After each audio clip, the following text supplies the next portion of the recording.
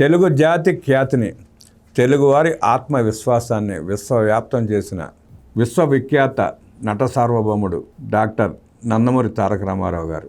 ఎన్టీఆర్ తెలుగు సినీ పరిశ్రమకు చేసిన సేవలు, రాజకీయ ప్రస్థానం మొదలుపెట్టిన తర్వాత రాజకీయాల్లో తెచ్చిన సంస్కరణలు, అభివృద్ధి కార్యక్రమాలు, చేపట్టిన పలు కార్యక్రమాలు, ఆడపడుచులకు ఆస్తిలో సమాన హక్కు, నీటిపారుదల రంగానికి ఆయన చేసిన సేవలు, పటేల్ పట్వారీ వ్యవస్థను రద్దు చేసి తెలంగాణ ప్రజలకు విముక్తి కల్పించిన అన్న నందమూరి తారక రామారావు గారు. వారి గురించి మరిన్ని విశేషాలు తెలుసుకునే ప్రయత్నం చేద్దాం. విశ్లేషించడానికి మనతో పాటు ఉన్నాడు జంజీ ప్రతినిధి శశికుమార్. నేటి తరానికి, భవిష్యత్ తరాలకి ఎన్టీ రామారావు గురించి తెలుసుకోవాల్సిన విషయాలు చాలా ఉన్నాయి. చాలా తెలియాల్సిన బాధ్యత కూడా అందరి పైన ఉంది. అనేక విషయాలు తెలుసుకునే ప్రయత్నం చేద్దాం. శశికుమార్ని అడిగి మరిన్ని విషయాలు తెలుసుకుందాం.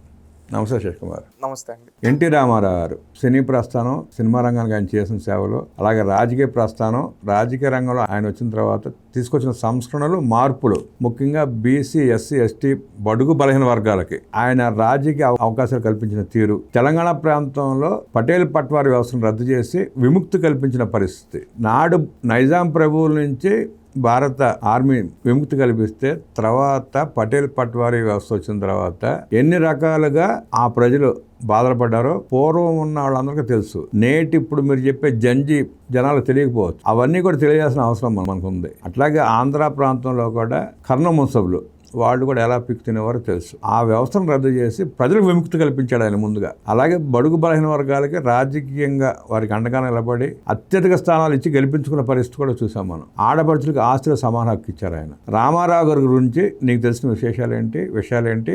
జంజీకి నువ్వేం చెప్పదలుచుకున్నావు? రామారావు గారిని నేను దేవుడిగా చూశానండి. దేవుడిగా చూసామంటే ఎలా చూసామని మీరు అడగచ్చు. నేను చిన్నప్పుడు ఏ గుడికి వెళ్ళినా కానీ దేవుణ్ణి ఎలా చూసేవాళ్ళం, మనం ఎక్కడికన్నా శివాలయానికి వెళ్తే లింగా రూపంలో చూసేవాళ్ళం, లేకపోతే వెంకటేశ్వర స్వామి దగ్గరికి వెళ్తే శిల రూపంలో చూసేవాళ్ళం, కృష్ణుడి దగ్గరికి వెళ్తే శిల రూపంలో చూసేవాళ్ళం, ఈ విధంగా విఘ్నేశ్వరుని చూస్తే శిల రూపంలో చూసేవాళ్ళం. ఈ విధంగా శిలల రూపాల్లో మాత్రమే దేవుణ్ణి చూసే మా తరానికి ఆ దేవుడు ఎలా ఉంటాడంటే ఫోటోల రూపంలో చూసామంటే అది ఎన్టీ రామారావు గారి రూపం. శివుడు ఎలా ఉంటాడంటే భూ కైలాస్ ఏదో ఒక సినిమా ఉందండి, దాంట్లో చూశాను. అంటే శివుడు సాక్షాత్తు ఎన్టీ రామారావు గారు ఒక సినిమాలో శివుడు గారు ఉంటే అది చూపించి శివుడు అంటే ఎలా ఉంటాడని చూపించి, కృష్ణుడు అంటే ఎలా ఉంటాడంటే దానవీర సూరకర్ణాలో చూపించి కర్ణుడు అంటే ఎలా ఉంటాడు, దుర్యోధనుడు అంటే ఎలా ఉంటాడు, కృష్ణుడు అంటే ఎలా ఉంటాడని చూపించారు. రాముడు ఎలా ఉంటాడంటే లవకుశ సినిమా చూపించి రాముడు అంటే ఎలా ఉంటాడని చెప్పి చూపించారు. ఆ విధంగా మేము రాముణ్ణి చూసామంటే ఫోటోల రూపంలో అది ఎన్టీ రామారావు గారిని చూసాం. ఆ విధంగా మాకు దేవుడయ్యాడు. ఇవాళకి చాలా ఇళ్లలో పూజా మందిరాల్లో ఆ ఫోటోలే ఉంటాయి. ఈ రోజు కూడా నేను కొన్నిసార్లు యువగలం పాదయాత్ర అప్పుడు కావచ్చు, కొన్ని సందర్భాల్లో కొంతమందివి ఇప్పుడు కూడా కొన్ని స్టోరీస్ చూస్తూ ఉంటే ఆ టైంలో ఎన్టీ రామారావు గారిని వాళ్ళు గుండెల్లో గుడి కట్టుకున్నారండి. ఎందుకంటే వాళ్ళ ఇంట్లో దేవుడి పట్టాల పక్కన ఎన్టీ రామారావు గారు బొమ్మ ఉంటాయి. చాలా మందిని నేను పార్టీ కార్యాలయానికి వచ్చినప్పుడు చూస్తూ ఉంటాను. ఎలా అంటే వాళ్ళు వస్తే ఫస్ట్ ఎవరెవరిని కలిసామని కదా, ఎన్టీ రామారావు గారి విగ్రహం దగ్గరికి వచ్చి ఆయనకి దండం పెట్టుకొని అక్కడ ఒక ఫోటో తీసుకొని పోతారు. ఎక్కడన్నా మనం ఒక పుణ్యక్షేత్రాలకు వెళ్తే ఏ విధంగా అయితే ఫోటో దేవుడితో ఫోటో తీసుకొని, ఆ విధంగా పార్టీ కార్యాలయానికి వచ్చిన ప్రతి ఒక్కరు ఫస్ట్ వాళ్ళు రాగానే ఎన్టీ రామారావు గారికి దండం పెట్టుకున్న తర్వాత ఎవరినైనా కలుస్తారు. అంటే ఒక మనిషి అంత ప్రభావితం చేసి, ఈరోజు ఆయన లేడు మన మధ్యలో. ఈవెన్ నేను పుట్టేపటికి ఆయన చనిపోయి ఉన్నారు, కానీ నేను చనిపోయాలని ఆ పదం వాడకూడదు. ఆయన భౌతికంగా ఇక్కడ లేకపోయి ఉండొచ్చు, కానీ ఆయన ఆశయాలు అనేది బతుకుతూ ఉన్నాయి. ఎందుకంటే నేను నా పెరుగుతున్న క్రమంలో ఏవి చూసినా కానీ ఎన్టీ రామారావు గురించి సినిమాల రూపంలో, చిన్నప్పుడు మా ఇంట్లో మా తాత వాళ్ళ సినిమాలు పెడితే మేజర్ చంద్రకాంత్, నాకు ఇప్పటికి కూడా దాంట్లో పుణ్యభూమి నా దేశం ఇది ఇంట్రెస్ట్ ఉంటుంది. ఇక పుణ్యభూమి నా దేశం అనే పాట మేము ఎప్పుడు ఆగస్ట్ 15th వచ్చినా, జనవరి 26 వచ్చినా అది ఆ సాంగ్ పెట్టేవాళ్ళు. ఆ సాంగ్ అంటే మాకందరికీ ఒక ఇంట్రెస్ట్.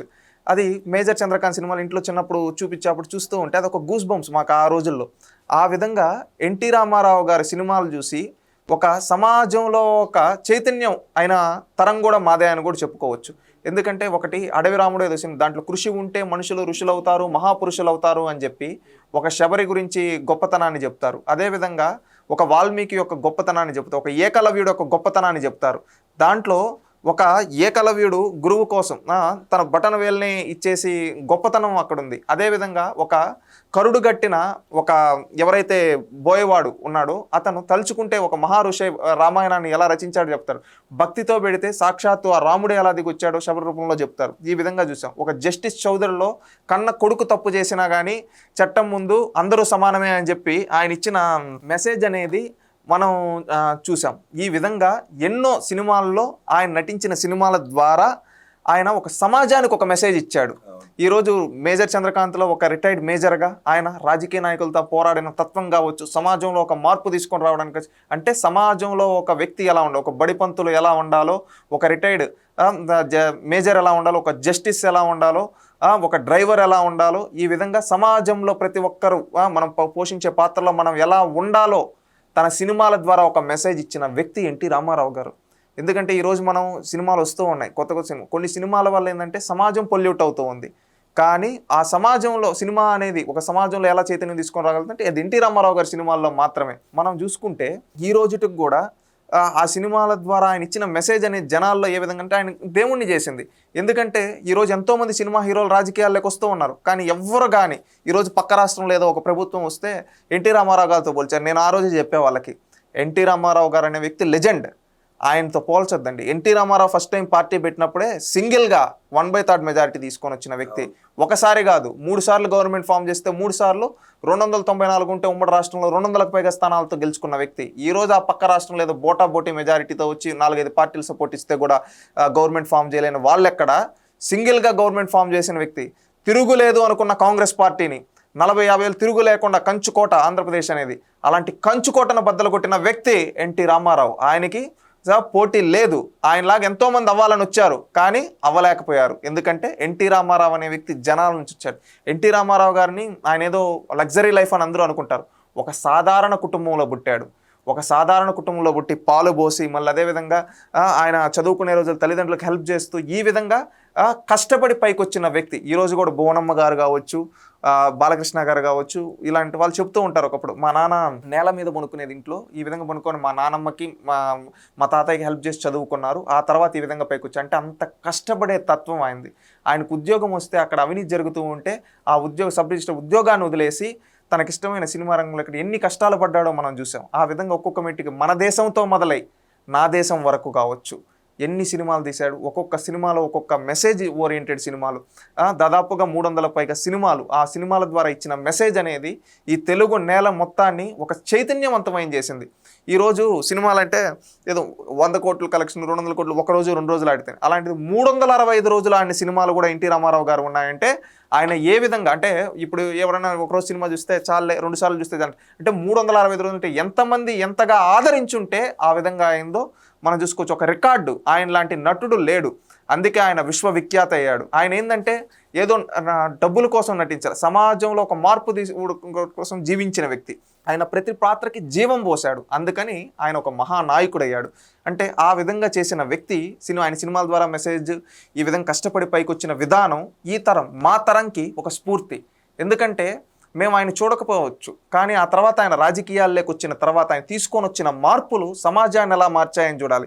నేను కొంతమంది సీనియర్ రాజకీయ నాయకులు ఇంటర్వ్యూలు చూస్తూ ఉంటే వాళ్ళు చెబుతూ ఉండేవాళ్ళు, నేను ఏ పార్టీలో అయినా ఉండొచ్చు ఈరోజు, కానీ నాకు రాజకీయ భిక్ష పెట్టిన వ్యక్తి ఎన్టీ రామారావు. దాంట్లో కొంతమంది తెలంగాణలో కొంతమంది పొలిటీషియన్స్ పేర్లు చెప్పదు. తుమ్మల నాగేశ్వరరావు గారు ఉన్నారండి. ఆయన ఈరోజు కాంగ్రెస్ పార్టీలో ఉన్నారు, అంతకుముందు బీఆర్ఎస్లో ఉన్నారు, అంతకుముందు తెలుగుదేశం పార్టీలో ఉన్నారు. ఈరోజు కాంగ్రెస్ మొన్నేదో ఆయన 40 ఏళ్ళ రాజకీయ ప్రయాణం అని చెప్పి ఏదో కార్యక్రమం జరిగితే ఆ రోజు ఆయన చెప్తూ ఉన్నాడు, ఈరోజు నేను ఇక్కడ నిలబడ్డానంటే అది ఎన్టీ రామారావు పెట్టిన భిక్ష. నేను ఈరోజు ఏ పార్టీలో, ఈరోజు కాంగ్రెస్ పార్టీలో ఉండొచ్చు, ఎక్కడైనా ఉండొచ్చు, నేను ఫస్ట్ టైం నన్ను తీసుకొని వచ్చిన వ్యక్తిని, ఎక్కడ ఒక టీచర్ నన్ను తీసుకొని వచ్చి నాకు రాజకీయాల అవకాశం కల్పించి నా జోబీలో కనీసం రూపాయలు లేని రోజుల్లో మమ్మల్ని ఎమ్మెల్యేలకు గెలిపించిన మోతుకుపల్లి నరసింహులని ఆయన ఒకసారి చెప్తూ ఉంటాడు, నా జీవితంలో నేను 5-6 సార్లు ఎమ్మెల్యే అయ్యానంటే అది ఎన్టీ రామారావు గారు పెట్టి, నా జోబీలో ₹1 అయిన రోజుల్లో నా పైన చెయ్యేసి నువ్వు ఎమ్మెల్యే అంటే ఎమ్మెల్యే అయ్యాను. ఈ రోజు ఉండే రాజకీయాలు నేను, ఈ డబ్బు రాజకీయాలు నేను చూడలేను, ఆ రోజు ఎన్టీ రామారావు గారు పుణ్యమా అని మాలాంటి వాళ్ళందరూ ఎమ్మెల్యేలు అయ్యారని చెప్పి ఇలాంటి ఎంతోమంది చెప్పే వ్యక్తులు ఉన్నారు. ఇవన్నీ చూసిన తర్వాత ఎన్టీ రామారావు గారు ఒక గొప్పతనం తెలిసింది. అంటే రాజకీయం అనేది సమాజ సేవ కోసం ఉపయోగించండి అని చెప్పిన వ్యక్తి. నేను ఆయన కలెక్టర్ కాన్ఫరెన్స్లో ఒక ప్రసంగం, నేను 1985లో ఆయన ఒక కలెక్టర్ కాన్ఫరెన్స్ పెట్టినప్పుడు నేను ఆయన ప్రసంగాల పుస్తకం ఒకరోజు చదివినప్పుడు ఆయన ఆ రోజు చెప్పింది ఏంటంటే, అంతకుముందు తాలూకా వ్యవస్థ నుంచి మండల వ్యవస్థకు అప్పుడే వచ్చినట్టున్నారు. ఈ విధంగా మనం ఉంది, మనం ఇచ్చిన హామీలు నెరవేర్చుకుంటూ, మనం ఏదైతే తొక్కేవానికి రిక్షా ఇచ్చామో, ₹2 కిలో బియ్యం ఇచ్చామో, ఇప్పుడంటే బియ్యం అంతా దొరుకుతూ ఉన్నాయండి. ఒకప్పుడు అంత కల్టివేషన్ లేదు.